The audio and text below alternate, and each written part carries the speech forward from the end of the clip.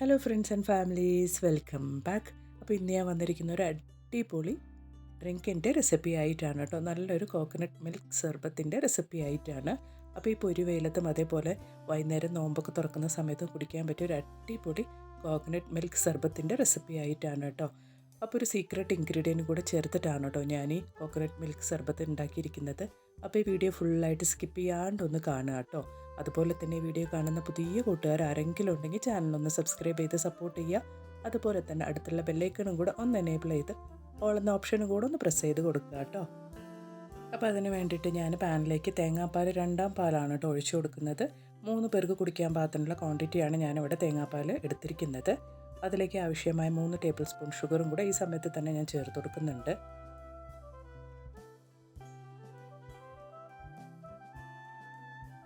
ഇനി നല്ലൊരു ഫ്ലേവറിന് വേണ്ടിയിട്ട് 3 ഏലക്ക ഇതേപോലെ ജസ്റ്റ് ഒന്ന് ചതച്ച് അതും കൂടെ തേങ്ങാപ്പാലിലേക്ക് ഇട്ട് കൊടുക്കുന്നുണ്ട് കേട്ടോ.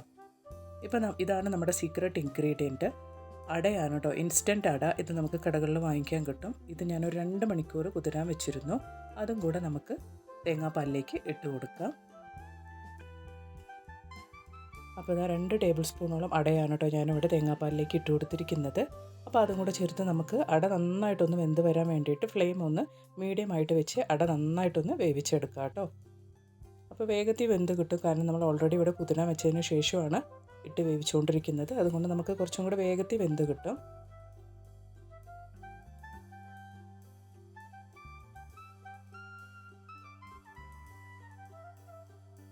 അത് 5 മിനിറ്റ് കഴിഞ്ഞ് നമ്മുടെ അട നന്നായിട്ട് വെന്ത് വന്നിട്ടുണ്ട് കേട്ടോ.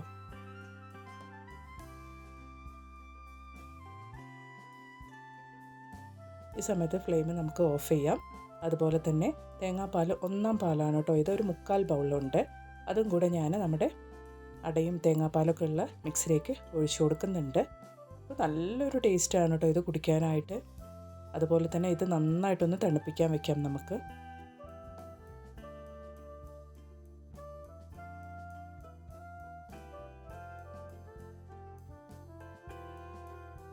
ഇത് തണുത്ത് കഴിഞ്ഞ് കുടിക്കാനായിട്ട് അത്ര നല്ല ടേസ്റ്റാണ് കേട്ടോ.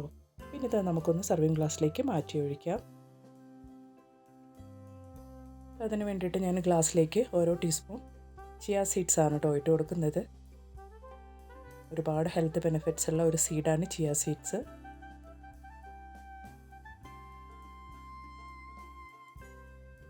അതുപോലെ തന്നെ ഒരു ഭംഗിക്ക് വേണ്ടി ചെറീസും ഞാനിവിടെ ചേർത്ത് കൊടുക്കുന്നുണ്ട് കേട്ടോ.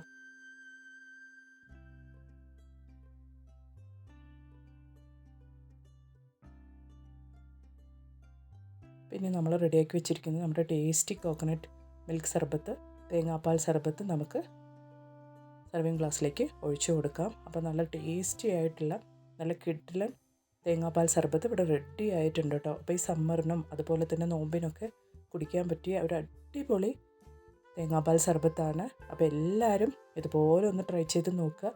ശരീരവും മനസ്സൊക്കെ തണുപ്പിക്കാൻ ഇതൊരു ഗ്ലാസ് മതി കേട്ടോ.